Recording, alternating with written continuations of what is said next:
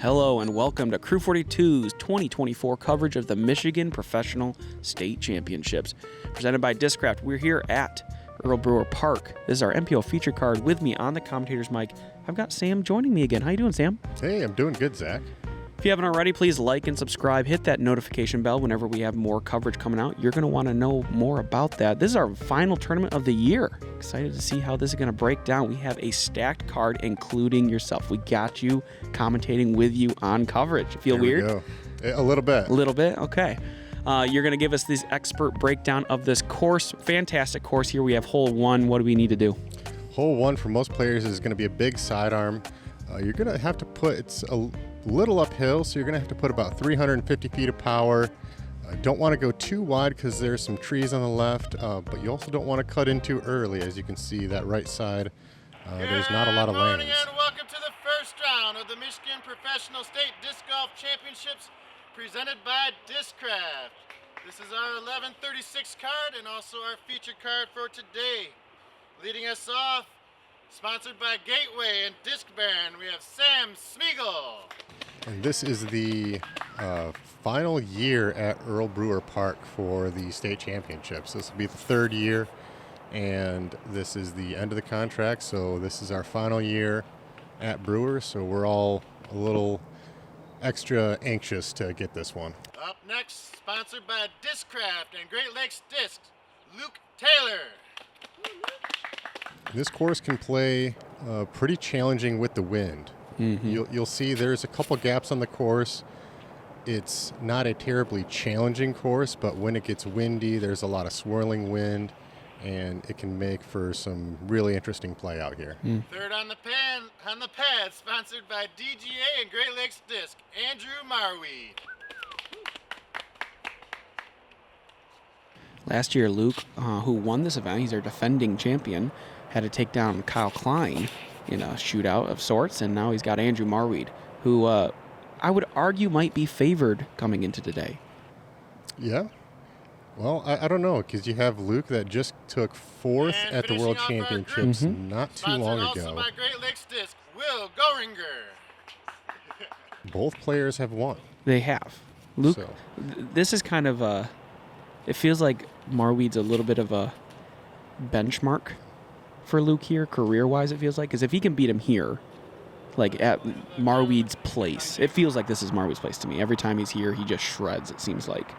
Well, the first time we had River City Open at this course, Marwede was really the first player to absolutely dissect it and play it 100% how he wanted. Clean. And kind of show everybody else this is how you play Brewer. Mm-hmm. Interesting. Rare miss from Luke. We got some colder temperatures. Is that playing a factor for you guys as you getting warmed up for the round? It does. You don't have quite the same spring in your fingers, as you can see Andy right there. When you're just not 100% warmed up, it can be just really tough to get enough pop on the putts especially. You're able to convert your birdie and off to a great start for your state championships. What was your mindset coming into this tournament? Where'd you feel where like you were going to be competitive for this field? I mean, this is definitely one I'm trying to win. Mm-hmm. There's a lot of good players. There's probably 10 players I'd say that have the skills to win at this course. Mm-hmm. But this is one of my home courses, so I've played as good as anybody here, and I'm trying to make it happen. Yep. Okay, hole two now. We get a little tighter off the tee box. What do you need to get a birdie here? Hole two is a kind of a tricky tee shot because you've got a tight gap off the tee pad, and you see it goes uphill, kind of slopes to the left a little bit, so wind can be a challenge, and this gap, you really, really want to get out of this gap.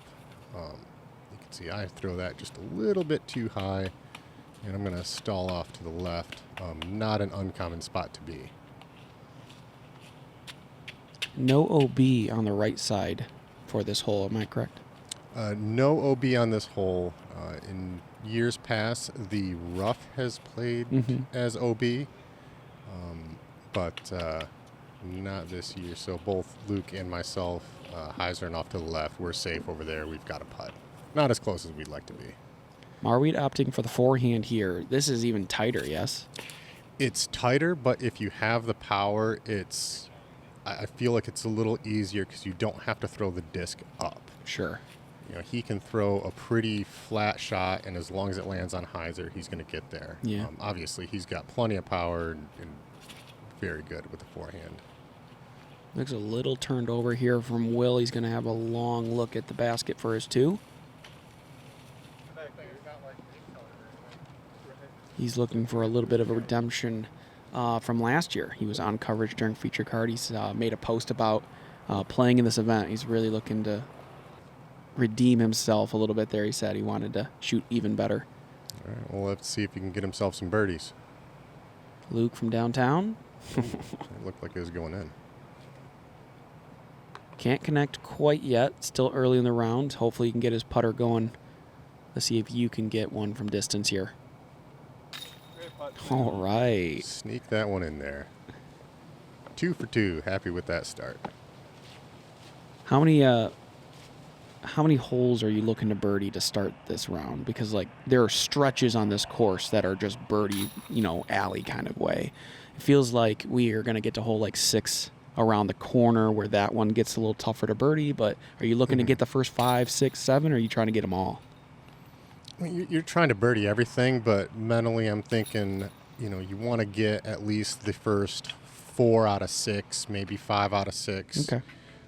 You want to string them together. If you're not getting, 2 and 3 in a row, multiple times during this round, you're not competitive. Yeah. You don't want to go back-to-back par. Right. Yeah, that can hurt.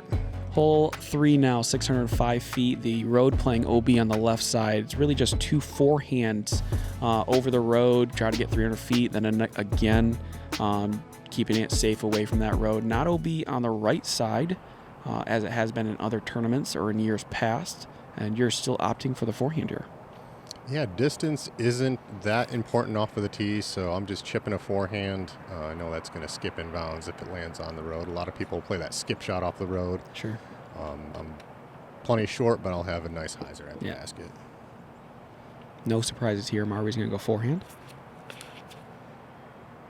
Probably going to bite off a little bit more just because he's more confident in the forehand, got plenty of power, and that is a primo spot. You kind of see there's a space between those 2 trees. Would you rather be on the left side of them or right side? Or I would rather be left side. I'd rather be right where Luke is throwing his drive. 'Cause this is great. Well, I guess he's far enough where he's not going to have to worry about those trees too much. Yeah. But if you get too far right, then you have to think about throwing a hyzer, like a backhand hyzer into the green, and that can be kind of tough. I'd rather be short, even where Will's at right now. He's well short, but he's wide open. Right. He can still use that road, too, to get a little extra distance if he needed it. This looks like it might be a little bit early, but I think he's still going to have a putt. Yeah, he's up there putting. Circle's edge for him. See if he can get his first birdie of the round going there. What was pretty cool about this round, too, is throughout the weekend, the leaves started falling, so you'll see the course change over the next couple days. Didn't quite get the road skip, but still up there inside the circle for a putt. Yeah, looking to go 3 for 3. It's going to lead us over to Marwede now.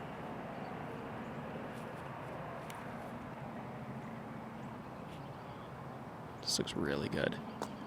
Oh, deep. Did that skip off the road maybe? I think you may have had just a little extra flare skip off the road. It's that new pavement. It gives you a little extra kick. Yeah, but then there's not going to be any little pits that are going to keep it from coming back in bounds. And Luke hates this.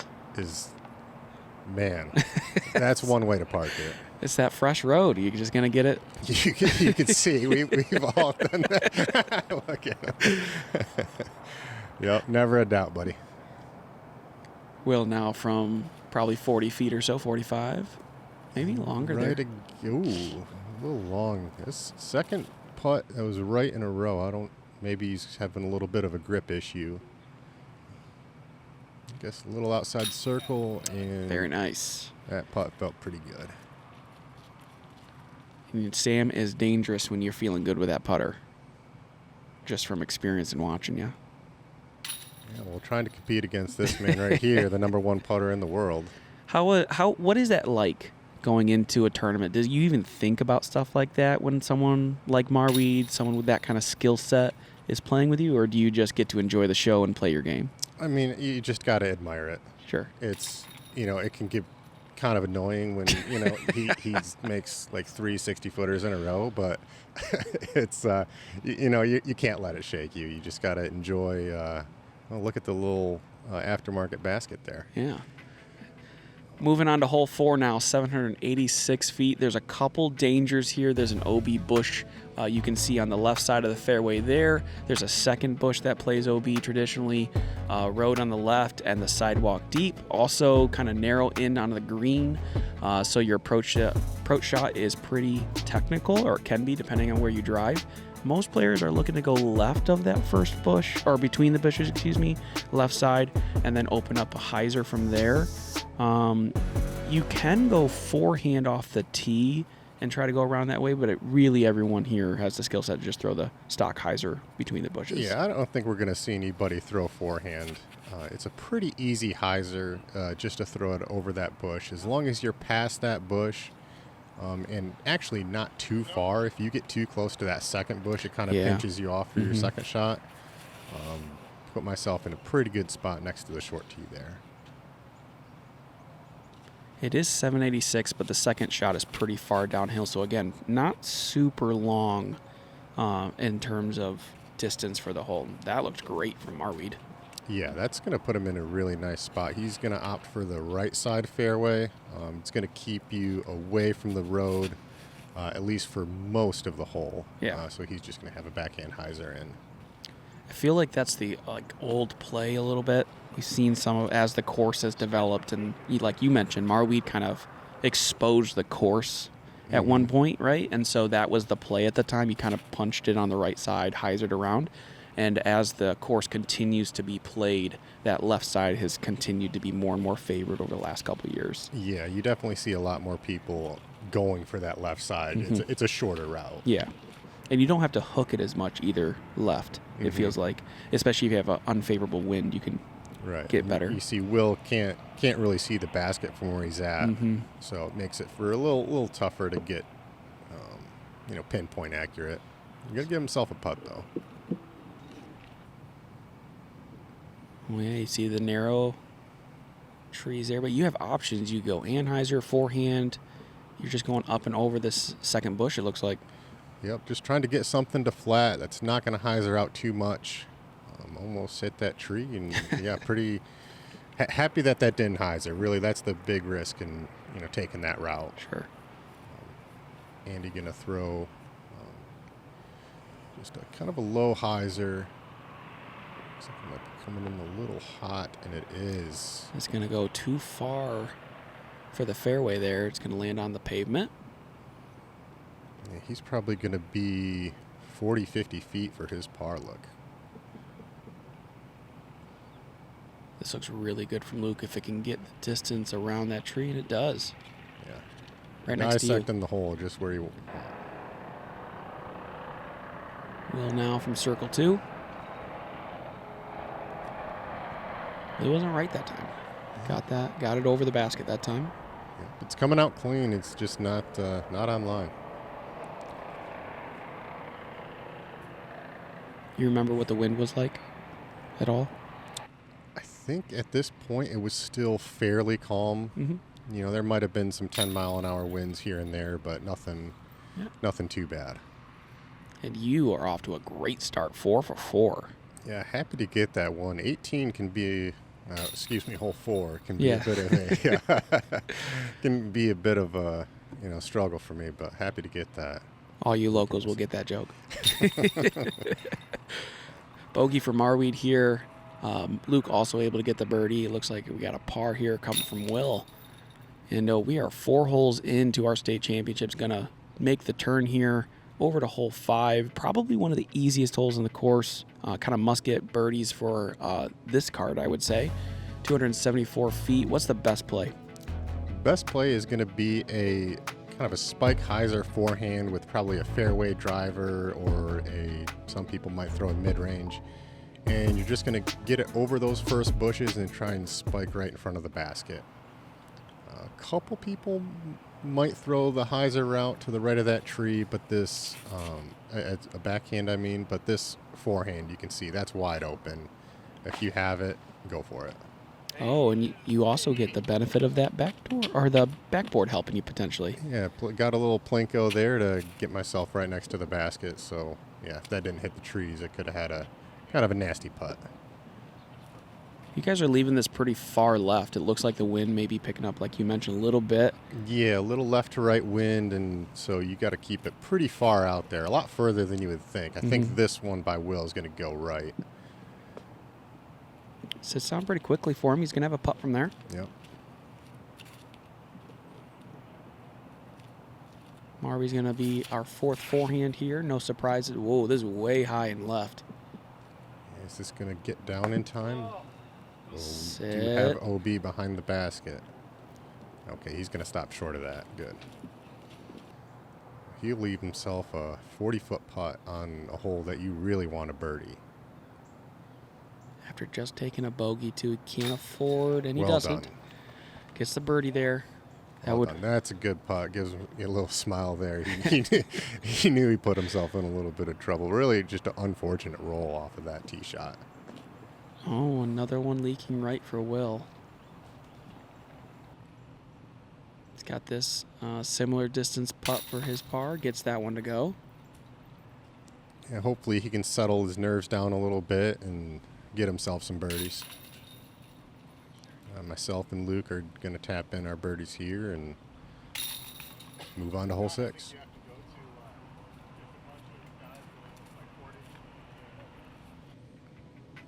Hole 6, par 3, 312 feet. Another hole that's very easy on this course, I would say. Distance isn't too difficult. Got a couple routes. You can go forehand or backhand. Which one do you think for your game and in general is better for this hole? If there's no wind or a left to right wind, I'm going to throw a backhand. I will opt for a forehand sometimes if the wind is right for it, but I think it was just a little bit left to right wind today, and it looks like I'm just going to be a little short. Didn't get that enough air under that one. I have a tree in your way as well for your sixth birdie look. Trying to start and maintain that perfect round so far. Luke's going putter, trying to drift a little bit. Oh, nice kick off of the tree. Get himself inside the circle. He's looking for his fourth bird. He's just out here enjoying disc golf. Let's be honest here. A little luck never hurt anybody. Marwy's going to stick with the forehand play. He's going to leave it a little bit wider, looking to leak it. Oh, this is a lot flipped. wider. Good that got on edge and got himself a skip. He's going to have a long putt. I think he's going to have a gap through those trees. They're in the way, but it might just give him a low ceiling. Mm-hmm. How different does this course play compared to River City in the summer? You know, not a whole lot different. Really what it is there are, on the next 2 holes, there's a little bit more leaves that we have to deal with, but all the shot shapes are the same, and look at this putt. Jeez. Will parks it. Marwede takes another big putt. He's keeping that momentum. Yeah, 2 big putts in a row to save birdie. For 6 in a row. Oh, too low. Didn't put enough pop on that one. Luke for his 4th, and he gets it. Well done.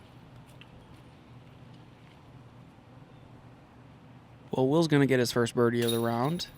Finally going to get on the right train there. Hopefully he can continue that into the next hole as well. And your first par.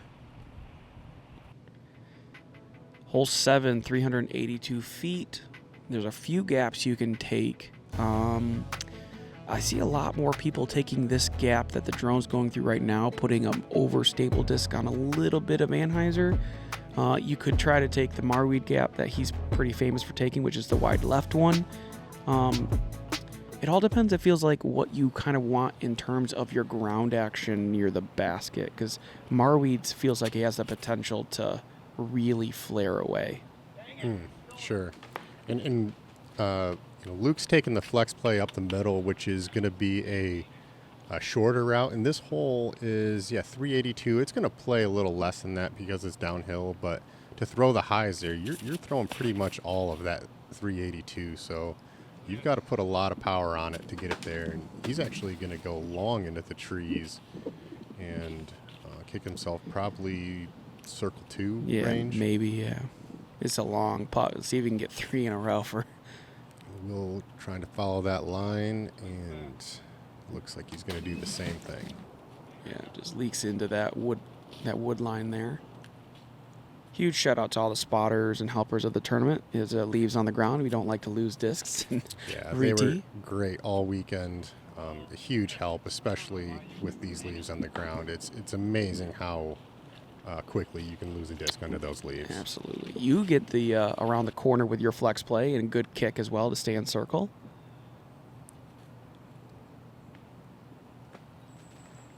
I thought he was giving a little bit at that, but it just, after seeing it now, I think he was laying it up because it wasn't basket high. But man, from standing behind where he was at, it was floating up there nice. I thought for sure it was going in. Andy almost getting 3 in a row. It's too far downhill. He's too tall. Yeah, you ever wonder what that's like? Putting down at every basket? No such thing as elevated. Yeah, never.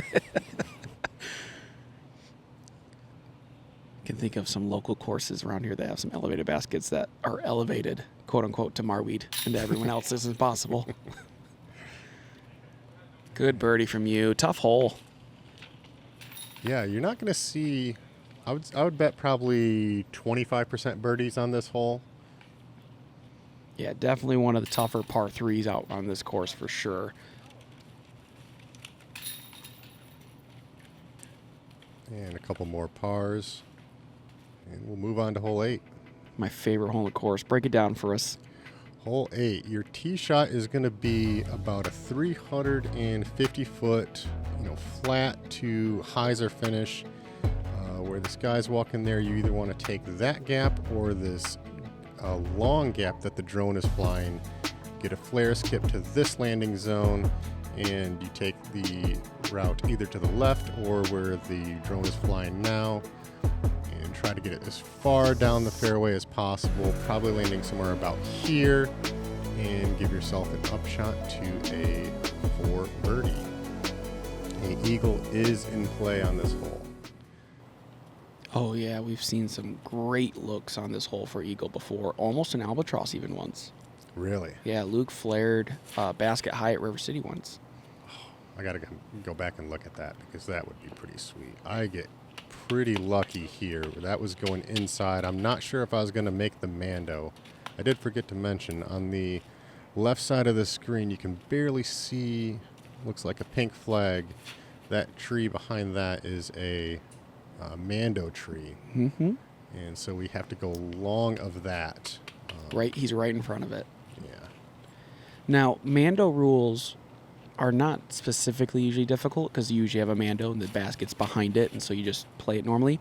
This Mando and basket position can play the hole pretty difficult because you have to still play the disc in relation to the basket, if I'm not mistaken. You do, and it can act for some strange footing, which I think you'll see by both Luke and myself, because we're probably only 200 feet from the basket off of the tee pad, but we're throwing an 800-foot hole. Right. So we're throwing pretty far past the basket, and you can see him kind of standing what looks like in front of my disc, just to get around the Mando here. And just chipping it there and trying to get myself a look at getting down the fairway. With a bit of an awkward lie here, trying to get on top of the hill. If he gets up there, that's going to be a great shot.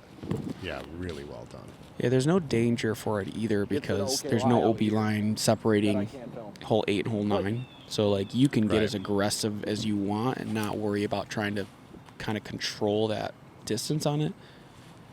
Marwede looked like he was trying to be aggressive and then just left that too low on the hill. Yeah, if you're trying to get a lot of distance, you're releasing that disc on Anheuser, and you're trying to get over this hill and fly down the hill. He hits the line, just gets it too low. Mm-hmm. Luke just trying to pitch around and get over the hill. You mentioned it, Luke. His foot is almost between him and the Mando, right? Because of that position. It looks awkward. Just an awkward. It looks weird. It feels weird to do. So, rules are rules. You just have to play it as it's meant to be played. Luckily, Andy did make it to the top of the hill, so he can see the basket from here. He's going to flex it and, give himself a putt. It's in Marwede range. That it is. I love this fairway. There's a lot of options you can take. It doesn't feel unfair either. Like wherever you end up landing, there's almost always a gap you can kind of shape in towards the basket, and Will's done a great job of that. We're actually going to take a replay of that one with our Disc Golf Threads replay. Look good, feel good, and play good at your next event. Check out discgolfthreads.com for all your disc golf apparel needs. Will here with a great flip up forehand here. He's found a gap on the left side. Does a nice job of controlling the speed around this last tree he needs to avoid, and then gets a great skip up towards the basket. Yeah, as you mentioned, there's a lot of gaps on this fairway. Once you get to the top of the hill, you just have to pick a gap that you're confident with, throw it, and get it inside the circle, and Will puts it under the basket. It's got to miss. It's not going to. He's going to leave himself about 90 to 100 feet, so he's got a long putt at it. Really wants that back, though. He was in prime position. Just a simple up and down for you. Yep. Is that a wizard? Take my par and move on. That was a magic. Okay. And I'm ready for Luke to make this putt here. You clipping him? I've seen him make plenty of these and just short. It's okay. You can blame us for being camera shy, right? The cameras are on, but it was the big cameras that got him. Right. Well, now there's evidence. Oh, another miss low from Marwede. Uncharacteristic from him. Yeah, Marwede just hasn't, quite been dialed in. He made a couple of long putts and, honestly just hasn't been that close to the basket. Yeah. But, he's, one of the best, and, I fully expect him to, clean that up and tear it up on the back nine. Yeah, the back nine is very scoreable as well, so you'll have some opportunities. Hole 9, 667 feet. Your drive just needs to avoid all these trees the drone just flew by that are in the fairway. Something on Heiser. Try to get up towards that stump on the left, who is a great drive. And then from there, you have a couple options to approach into the basket. I like forehand approaches, personally, using the hill to kind of check it up, as well as there's a little bit of a root system up there on the right side that can catch a lot of discs. I agree. We'll see that on the upshots, but the roots to the right of the basket can make for some tricky rolls. Will is going to leave his a little bit short left, but I think he's still going to have a look, maybe for a flex forehand. Here's you with your backhand. Ooh. Trying to push this as straight as possible and get a little fade at the end, but I just missed the line and kicked too far left. Does that take birdie out of play, or could you save it still? It depends on where you land over there. If you go too far left where you can see that rough is pretty bad, there's plenty of places in there where there's nothing. Yeah. But if you can see the basket, then you can get yourself into circle 2. Marwede taking the skinny gap over by the short pad. And it's going to pay off. That's a really good spot to be.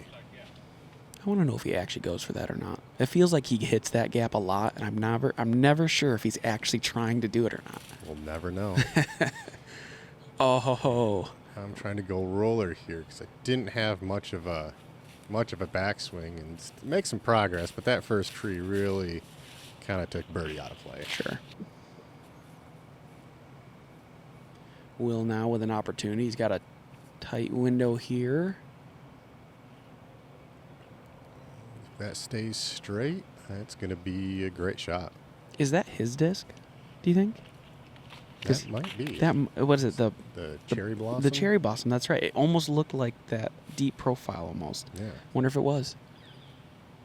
That is his 3D printed mid-range. Mm-hmm. Luke going backhand. Needs to sit down. It does. It's going to be in circle. Very used to watching a lot of pros get really close to this basket. Using that hill. Marwede's going to try to do that for us here. Yeah, I like this shot a lot better because that hill really slows down the forehand, and you just feel like you get closer. Yeah. It feels like you can throw it a little harder and not get punished for it. I'm a little higher up on the hill, so I'm just choosing to try to float a backhand and keep those trees out of play. Trying to float it in. You know, you never know. You never know. You've done it before, literally this year.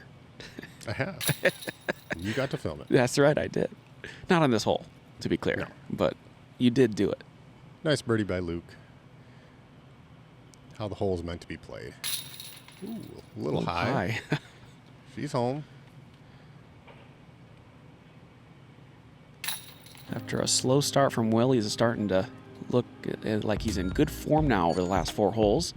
Yeah, 3 out of 4. Mm-hmm. Really well done. Good momentum. We head into the back 9 here. That's just very scoreable. Let's take a quick look at our scores again here. You are at 6 down. Had a shredding start for through the first 7. Luke's had a pretty solid center there at neg 5. Marwede with the 1 mistake at neg 4, and Will has gotten himself back under par at neg 2. Thank you all our Patreon followers for making this possible. You can check us out to support us there. Don't forget to like and subscribe. Sam, thanks for joining me. We'll see you on the back 9.